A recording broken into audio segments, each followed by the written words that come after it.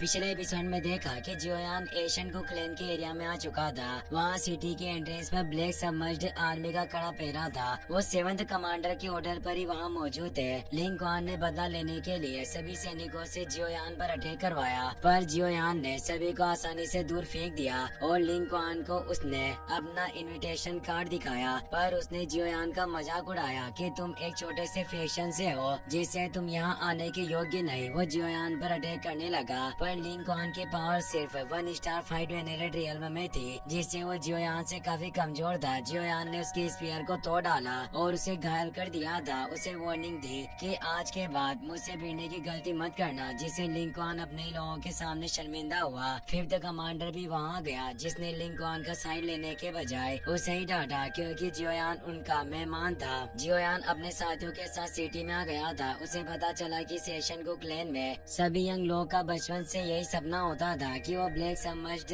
Army में शामिल हो, पर इसमें शामिल होना काफी सख्त था। लिंग क्वान एक 1 स्टार फाइट वेनेरेट होने के बावजूद 7वां कमांडर था और इसके ऊपर 4 ग्रेट जनरल जो एशियन गु क्लैन की यंग जनरेशन के बीच सबसे पावरफुल योद्धा थे। वो ये वही लोग थे जिनका सबमर्ज्ड किंग बनने की सबसे ज्यादा संभावना थी और ब्लैक सबमर्ज्ड आर्मी का सुप्रीम कमांडर यानी सबमर्ज्ड कमांडर की पावर हाफ साइड संत रियल्म में थी और कंपटीशन के दौरान जियोयान को सिर्फ इनसे ही खतरा था। सबमर्ज्ड यांग हाओ जियोयान को हराना चाहता था ताकि वो जूनियर को साबित कर सके कि जियोयान उसके लायक नहीं है। वो मैदान में आ गया और वो जियोयान को बोलता है कि मैंने लंबे समय से तुम्हारी महान प्रतिष्ठा के बारे में सुना है। मुझे आशा है कि आज तुम मेरे साथ फाइट करके मुझे अच्छा लेसन दोगे। ब्लैक सबमर्ज्ड आर्मी के लोग हैरान रह जाते हैं कि क्या ये वही जियोयान है जो पिल गैदरिंग कंपटीशन का चैंपियन बना। और एक आदमी कहता है कि मैंने सुना है कि इस जियोयान के मास्टर याओ लाओ है जो एक हाफ फाइट संत रियल्म में है। लिटिल फेई डॉक्टर बोलती है कि 3rd कमांडर जियोयान को फाइट के लिए मजबूर करने के लिए सबके सामने इसे नाम से पुकार रहा है और कंपटीशन से पहले ही अपने गेस्ट से लड़ना चाहता है। वास्तव में इसके इरादे बिल्कुल भी अच्छे नहीं। जियोयान मुस्कुरा रहा था और कहता है कि कोई बात नहीं, मैं भी किसी से फाइट करके अपनी फाइट दिखाना चाहता था ताकि ऐसा ही कोई एरा गेरा मुझसे फाइट करने की हिम्मत न करे और मैं लगातार इन लोगों से परेशान होने से बच जाऊंगा। यानी वो 3rd कमांडर को हराकर एक एग्जाम्पल सेट करना चाहता था।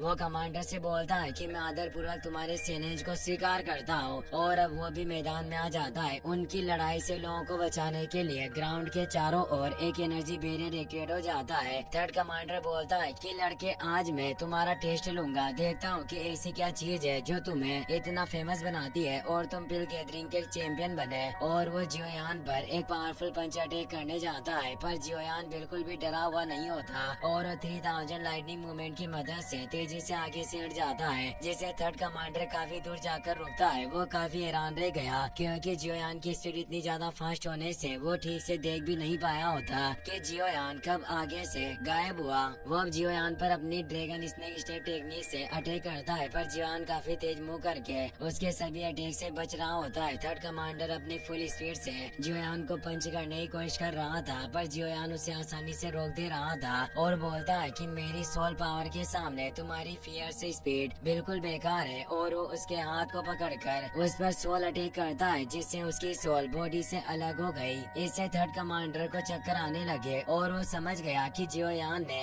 उसकी आत्मा पर हमला किया था। वो अब heavenly demon Q palm attack को एक्टिवेट करता है, जिससे कई सारे पाम अटैक जियोयान पर होने लगते हैं। 3000 लाइटनिंग की मदद से जियोयान उन पाम अटैक से बच रहा होता है और अपनी हेवनली फ्लेम की मदद से उन सभी पाम अटैक को एक साथ खत्म कर देता है। कमांडर तेज स्पीड के साथ जियोयान को किक करने की कोशिश करता है, इससे तेज विस्फोट होते हैं, पर जियोयान ने काफी आसानी से उसे रोक लिया था और बोलता है कि तुम्हारे पास काफी लो क्लास की टेक्निक है और उसे पकड़कर दूर फेंक देता है और पंच मारकर पीटने लग जाता है। कमांडर उसका मुकाबला नहीं कर पा रहा होता और अब वो दूर आकर अपनी हेवनली गॉड सील को एक्टिवेट करने लगा और बोलता है कि मैं वास्तव में तुम्हें काफी कम आंक रहा था, पर अब मैं तुम्हें अपने एशियन क्लेन की ट्रू टेक्निक का एहसास करवाऊंगा। और वो अर्थ फिलीपींस सील को एक्टिवेट करने लगा। जियोयान इस गॉड सील टेक्निक को पहले से जानता था। वो उसे रोकने के लिए तेजी से उसके पास आ जाता है और अपनी फिंगर से उसके हाथ पर अटैक करता है, जिससे वो इस टेक्निक का इस्तेमाल नहीं कर पाता और हैरानी से सोचता है कि इस लड़के को आखिर हमारी गॉड सील की खामियां कैसे पता है। वो नहीं जानता कि जियोयान को भी इस गॉड सील टेक्निक को जूनियर ने दे दी थी और वो इसे एक्टिवेट करने के मामले में मास्टर था। जियोयान तभी उसके मुंह पर एक जोरदार पंच मारता है और लगातार कई सारे अटैक के बाद जब उसके मुंह से खून निकलने लगा तो उसे दूर फेंक देता है। पर कमांडर ने खुद को संभाल लिया था और वो अर्थ फिलीपीन सील को एक्टिवेट करने में कामयाब हो जाता है। जियोयान बोलता है कि वक्त आ गया है कि मैं अपनी नई टेक्निक को आजमाऊं और वो अपने टेरेस्ट्रियल इन्फ्लेमेशन टेक्निक को एक्टिवेट कर लेता है, जिससे वहाँ काफी पावरफुल फायर एक्टिवेट हुई जिसने उस सील को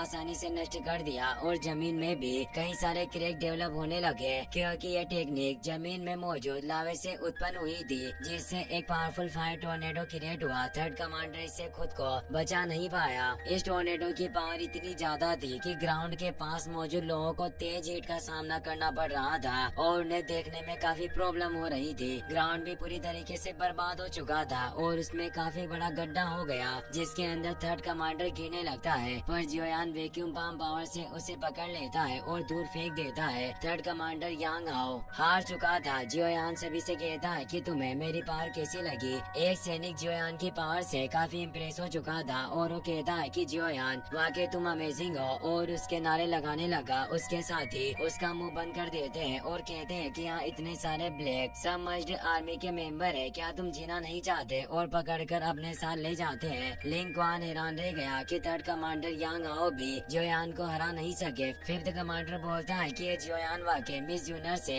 सराहना पाने के योग्य है। इसकी power 5 star fight winner real में है, पर इसने आसानी से यांग हाओ को हरा दिया। इसमें वाकई योग्यता है और उसकी ताकत शायद हमारे बिग ब्रदर से ज्यादा अलग नहीं है। सभी समझ आर्मी के लोग हैरान हुए कि थर्ड कमांडर काफी आसानी से हार गया। वहाँ मौजूद यान क्लैन के मेंबर जो भी कंपटीशन के लिए आए थे उनका नाम हो जुआन और हो जिन होता है। हो जुआन कहता है कि इस जियोयान की पावर सिर्फ 5 स्टार फाइट विनर रियल में है, लेकिन इसके पास कई सारी एवनली फ्लेम मौजूद है जिससे इसकी सोल पावर बिल्कुल भी कमजोर नहीं है और इसका यांग हाओ को हराना तो निश्चित था। वो जिन कहती है कि इसकी एवनली फ्लेम स्ट्रॉन्ग है, पर मैं नहीं जानती कि इसके कंपैरिजन में मेरी रेड लोटस कर्मा फायर कितनी पावरफुल होगी। जियोयान अपने दोस्तों के पास वापस जाने लगता है, पर यांग हाओ उड़ते हुए बोलता है कि कमीने में इतनी जल्दी हार नहीं सकता और वो लड़खड़ाते हुए लड़ने के लिए जाने लगा। पर उसका बिग ब्रदर ली शो उसे रोक देता है और कहता है कि तुम्हारी वजह से हमारे एशियन क्लैन को काफी शर्म का सामना करना पड़ा।